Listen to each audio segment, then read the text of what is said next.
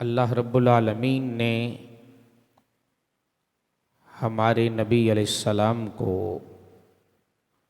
بے حساب عزتیں، شانیں اور رتبے عطا کیے۔ میرے آقا کریم علیہ السلام کی شانوں میں سے ایک بہت بڑی شان آپ کا اخلاق حسنہ تھا۔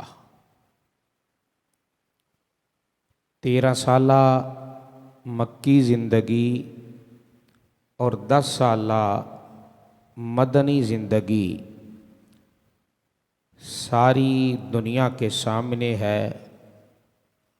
میرے نبی علیہ السلام نے اپنے اخلاق کے ذریعے بڑے بڑے کافروں کے سرداروں کو دائرہ اسلام میں داخل کیا۔ یہ جو اخلاق ہوتا ہے اس کا تعلق صرف بندے کی زبان سے نہیں ہوتا کہ بندہ میٹھا بولے تو اس کو اخلاق کہا جاتا ہے، بلکہ جسم کے ہر عضو، اگر ہاتھ ہے تو کسی کو اپنے ہاتھ سے تکلیف نہ پہنچے، اگر زبان ہے تو اس زبان سے کسی کی دل آزاری نہ ہو، اگر آنکھ ہے تو کسی غیر محرم کی طرف آنکھ نہ اٹھے۔ جب انسان کے اندر یہ صفات پائی جائیں تو شریعت کی نظر میں ایسے شخص کو مرد مومن کہا جاتا ہے۔ اور قرآن نے کہا وَإِنَّكَ لَعَلَىٰ خُلُقٍ عَظِيمٍ، اے محبوب صلی اللہ علیہ وآلہ وسلم، اللہ آپ کے اخلاق کی گواہی خود دیتا ہے اور فرماتا ہے کہ آپ اعلیٰ ترین اخلاق کے مالک ہو، اعلیٰ ترین اخلاق کے مالک۔ اب یہ دنیا ہے تو دنیا میں رہنا سہنا، اٹھنا بیٹھنا، یہ سارے معاملات دنیا میں ہوتے ہیں، اور یہ ذہن میں رکھیے گا کہ دنیا دین سے الگ نہیں ہے، دنیا دین سے الگ نہیں ہے۔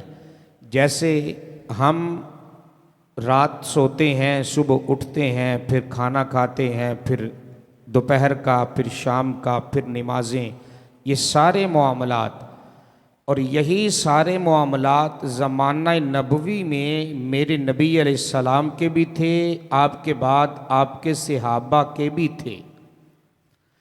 جیسے ہم شادیاں کرتے ہیں ایسے اس زمانوں میں بھی یہی تھا سارا کچھ، لیکن طور اطوار بدل گئے، حالات بدل گئے کہ اس زمانوں میں جو کچھ بھی ہوتا تھا شریعت اسلامیہ کے دائرے میں رہ کے ہوتا تھا، کہ کوئی ایسی بات نہ ہو جائے کہ جس سے شریعت اسلامیہ پہ کوئی حرف آئے۔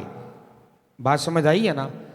تو انسان اپنے لیے تو جیتا ہے نا جی، اپنے لیے تو ہر کوئی جیتا ہے، لیکن جو اصل جینا ہوتا ہے وہ اللہ کی مخلوق کے لیے جینا ہوتا ہے۔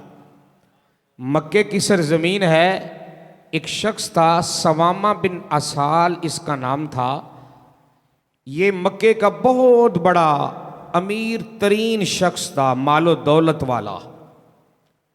تو اس کے قبیلے سے مال و دولت، گندم وغیرہ آگے جایا کرتے تھے، اس کے قبیلے سے جایا کرتے تھے پورے مکے کے اندر۔ بات بڑی سننے والی ہے، ہم تو اپنی چھوٹی سی بات کو انا کی بات بنا کے اور پتہ نہیں بات کہاں کہاں سے کہاں تک لے جاتے ہیں، اور پھر ہم کہتے ہیں کہ ہم مسلمان ہیں۔ سنیے گا، اس روایت کو سنیے گا۔ یہ ثوامہ بن اسال مکے کا سردار تھا، مکے کا سردار، اور اس کی سرداری کا بابا جی عالم یہ تھا کہ پورے مکے میں جو گندم تھی نا، گندم، وہ اس کے قبیلے سے جاتی تھی، گندم اس کے قبیلے سے جاتی تھی۔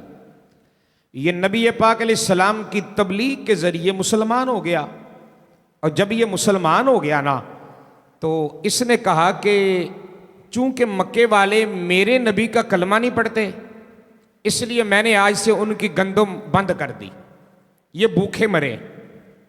اچھا کچھ دن گزرے، جس کے پاس جتنی گندم تھی نا وہ کھاتا رہا، اس کے بعد ختم ہو گئی۔ اب مکے میں آ گیا قحط۔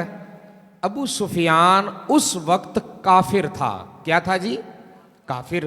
اور آپ کو پتا ہے کہ یہ بھی مکے کا چودھری تھا، سردار تو بہت بڑا تھا نا۔ اب یہ مکے سے چلتا چلتا میرے نبی علیہ السلام کی بارگاہ میں آیا، تو اس کی جو بیٹی تھی نا حضرت ام حبیبہ، وہ میرے نبی علیہ السلام کی زوجہ تھی، بیوی تھی، ام المومنین تھی۔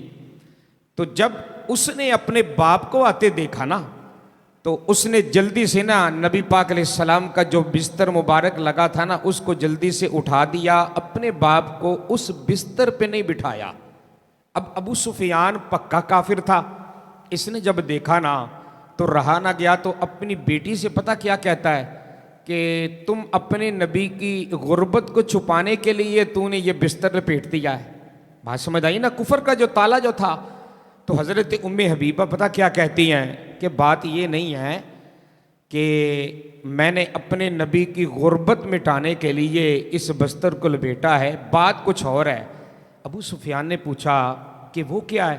اس نے کہا کہ تم کافر ہو، تم پلید ہو، اور میرے نبی کا بستر پاک ہے، اور میں نہیں چاہتی کہ اگرچہ تم میرے باپ ہو اور میرے نبی کے بستر پہ کوئی پلید بندہ بیٹھے، اس لیے میں نے اس کو اٹھا کے ایک طرف کر دیا ہے، اب تم بیٹھ جاؤ۔